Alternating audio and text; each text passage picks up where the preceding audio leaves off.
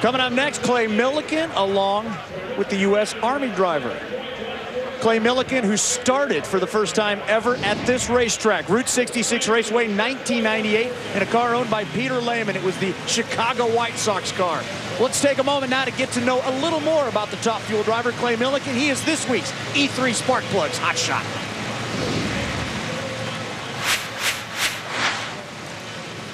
I'm Clay Millican, driver of the Parts Plus Liquid MPG Top Fuel Dragster. I live in Drummond's 10, 2 stores and a cotton gin. You know what? If I'm not at the drag strip, it's a good chance you'll catch me out at Justin Timberlake's golf course, mirror meet you at home. If I'm not doing that, I'm usually out in the shop working on one of Dog's four-wheelers. There's a lot of comparisons in golf and drag racing. Standing over that golf ball, preparing to hit a shot is a lot like when you're staging the car and getting ready to hit the throttle. And that's why I love playing golf. It's a very similar thing. I live with Donna Millican, love of my life since February 13th, 1981, and my 2 kids, Kale and Dalton. You know, this whole racing thing started with my daddy, Jimmy, and it just came to me.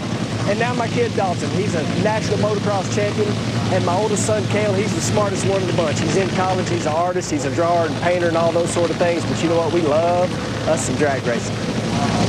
That's a local favorite. Tony Schumacher is certainly a fan favorite, but he's the most recent race winner. He's also the defending champion here at this event, so the eyes of all of the competitors are also on him and his crew chief, Mike Green. They both told me this morning they're exactly where they want to be as the #2 qualifier. Mike said track conditions the way they are, they're hoping for a low 380 right here against Millican.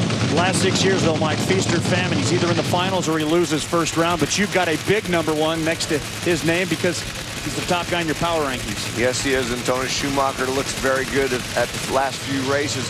Track conditions, lane choice doesn't seem to matter. We saw 2 very good runs right ahead. Look at that. Can you say upset? Mike Green's disgusted by it, too. As Clay Millican avenges the final round loss he suffered to Schumacher here last year, and that trend of finals or first round losses continues now for the last 7 years. Well, we're on board, and I gotta believe it. I can't believe there's not a cylinder. Yeah, I think I saw a cylinder on the right side. It wasn't at the hit of the throttle for Tony Schumacher. Shortly after that, it looks like it did. When you were on board, you could see as he hit the throttle, it was right there. But then right at that point, there's where Clay started pulling away, cylinders out, and just could not run him down.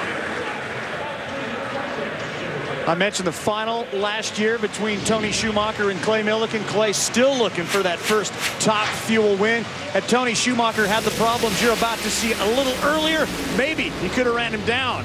Boom. That was a big explosion last year.